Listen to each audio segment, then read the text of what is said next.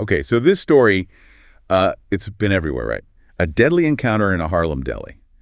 And the big question everyone's asking, self-defense or something more sinister? Yeah, exactly. And it's tough because we're dealing with like two totally different stories here. Right. And as we dig into all this stuff, press releases, news articles, legal analyses, we gotta like really think critically to figure out what went down. We're going to try to at least. Yeah, We want to make sure you listening have what you need to, make up your own mind about this whole thing. It really makes you wonder, though, how do we figure out the truth when everyone's saying something different? Right. So picture this. Joe's Deli, right there in Harlem. It's lunchtime, January 2nd, 2025. Ray Hodge, 36 years old. He's a postal worker, a dad. His family's saying he's this hardworking, honorable guy. He goes into the deli. And at the same time, Jaia Cruz, she's a 24-year-old transgender woman. She's also there. Yeah. That's where it all, goes wrong. But what exactly happened next? That's where the story split. And the stakes are huge. Jaia Cruz, she's facing a second-degree murder indictment. So That means the prosecution thinks she meant to seriously hurt Ray Hodge and ultimately caused his death. what does second-degree murder actually mean, like in plain English? So it's a step below first-degree murder, right, which is like planned out, premeditated. Second-degree means they think she meant to hurt him bad, but didn't necessarily like go in with a plan to kill. Okay. But still, that charge, it comes with a heavy sentence, 25 years to life, potentially. Wow. That's a long time. Yeah. So what's the prosecution's story? What are they saying happened? Oh, their whole case is built around the idea that Jaia Cruz started the fight, that she pulled out a knife and stabbed Ray Hodge multiple times. Not just once. No. We're talking chest, neck, even his arm. Whoa. That's violent. Yeah, and that's exactly what they're going for, right? They're using the brutality of it to say, look, this wasn't an accident. She meant to do serious damage.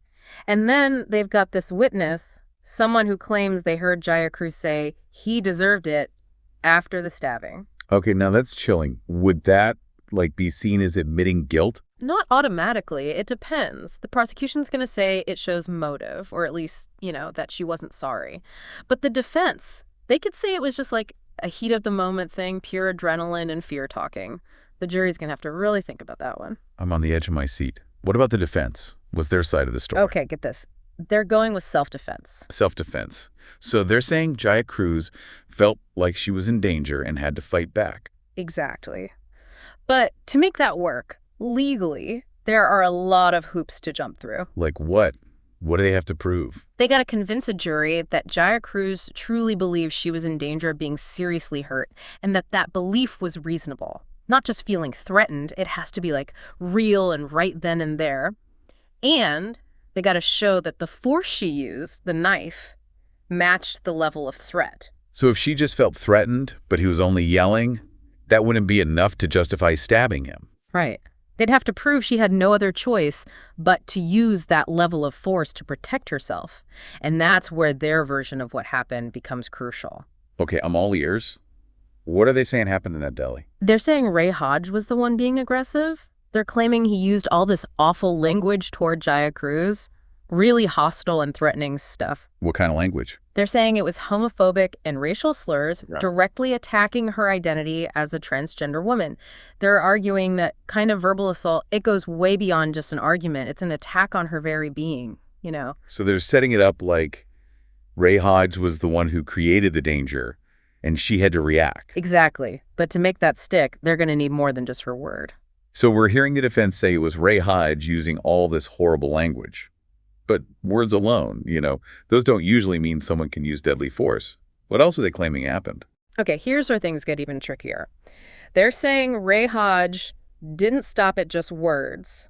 They're claiming he spat on Jaia Cruz and then, actually got physical, attacked her. Wait, hold on. If that's true, now we're talking about a whole different level of aggression. But then you got to remember, Jaia Cruz is described as 6'4", right? How could that, her height, affect what a jury thinks? That's a good point. It definitely adds another layer to the whole thing. Someone that tall, especially a transgender woman, some people might see them as automatically intimidating, even if they're just defending themselves. Yeah, that makes you think about all the assumptions people make, right? Would a jury believe a smaller woman, more feminine looking over someone like Jaia Cruz? Those are tough questions, and they show how how even when we're trying to be fair, our own biases can creep in. It'll be interesting to see how the defense handles all that in court. And it's not just the courtroom, right? Ray Hodge's family, they set up a GoFundMe, and there's been a ton of support. Yeah, and on that page, they're painting a totally different picture of him. Loving father, hardworking postal worker, a good man. They've even shared photos, him with his kids. Happy family stuff. It's hard to square that with the aggressor the defense is describing. It's so sad. Both families going through this loss, each holding on to their own version of who he was. Makes you wonder, can you ever really know another person? How do you even begin to make sense of these two opposite pictures of the same guy? That's the human side of all this, right? The legal stuff, the courtroom drama. It's easy to forget there are real people hurting behind it all.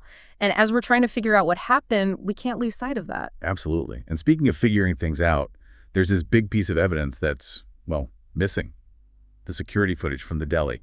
Everyone's talking about it, but no one's seen it. That footage, it could be the key to everything. It could back up the prosecution, show Jaia Cruz starting the fight, or it could show Ray Hodge being aggressive like the defense says, support their self-defense claim. Imagine if that footage showed him like actually spitting on her, shoving her, saying all those awful things. It would totally change how we see things. Or imagine it shows her attacking first. That would be a huge blow to the self-defense argument. That's why this footage is such a big deal. It could show us what really happened, or at least give us a much clearer picture. It's like we're waiting for this puzzle piece to drop in. But it also makes you think about, should this stuff be public? It's tricky. Making it public, it could help people understand, maybe even feel like justice is being done. But it could also, make things worse, get everyone even more fired up. It's this balance between the public's right to know and, well, the potential for things to get out of hand. And then there's the fact that Jaia Cruz, she has a criminal record. Right. Including some stuff with a knife. Doesn't that complicate things? Definitely. The prosecution, they're going to bring that up. They'll probably argue that it shows a pattern, that she's prone to violence. Maybe she didn't even feel threatened, but just went for the knife anyway. So if she's used a knife before, would that make it harder for a jury to believe she was just defending herself this time? The jury's going to have to weigh that for sure. Yeah. The prosecution, they'll want to paint her as someone who jumps to violence easily, but the defense, they got to convince the jury that this time was different. She had no other option. This is all starting to feel like a big tangled mess. Yeah. How is anyone supposed to sort through all of this? That's how it is with these kinds of cases. Emotions run high, the facts are messy. It's easy to get lost in the drama, forget how complicated it really is. We can't forget these are real people with their own stories and perspectives. And this case, it's become like this symbol for so many bigger issues, right?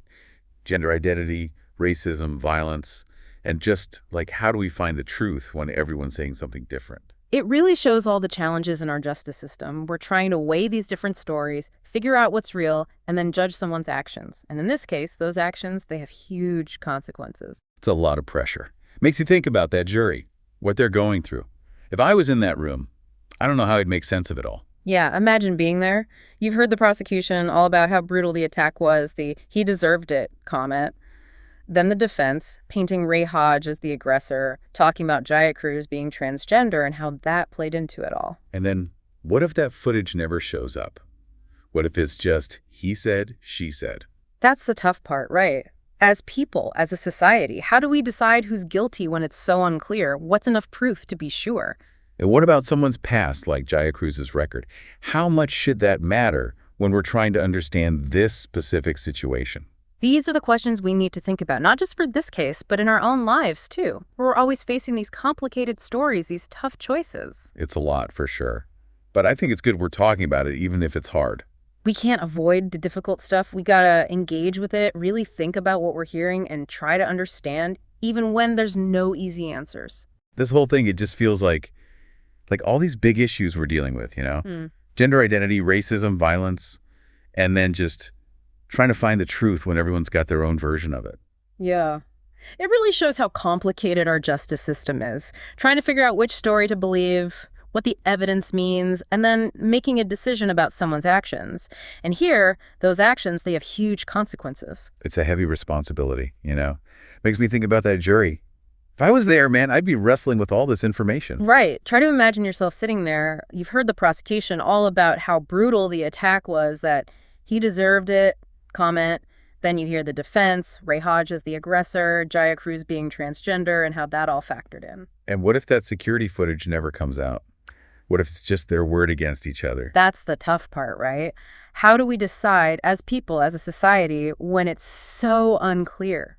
What's enough to be sure? And what about Jaia Cruz's past?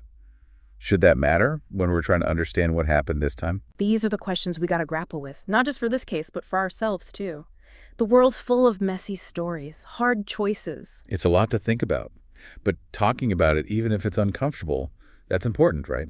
Absolutely. We can't avoid the tough stuff. We gotta, really engage with it, look at the information we have, and try to understand even when there's no easy answers. So we've gone deep on this case, and honestly, I'm left feeling kind of uneasy. We don't know the truth for sure, the stories clash, and justice, it feels fragile. Yeah, but even with all the uncertainty, one thing's for sure.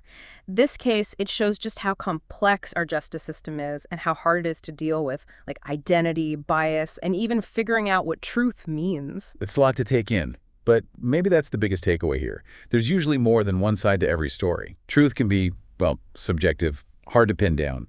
And